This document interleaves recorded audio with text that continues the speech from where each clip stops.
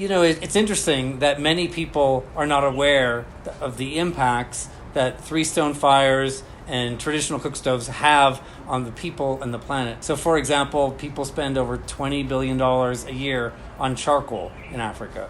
500,000 people die every year from indoor air pollution from cooking in Africa. And something like 52% of deforestation comes from cooking in Africa.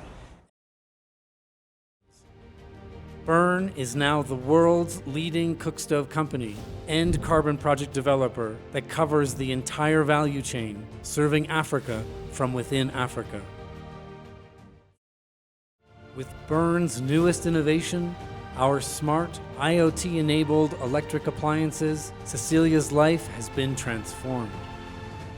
Our innovative Nexus financing platform allows Cecilia to pay as she cooks and shares usage and power consumption information for our real-time carbon credit tracking.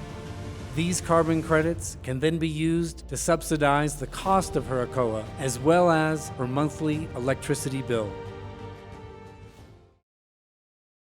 Our goal is to transform the entire continent and bring a clean cook stove to everyone on the continent.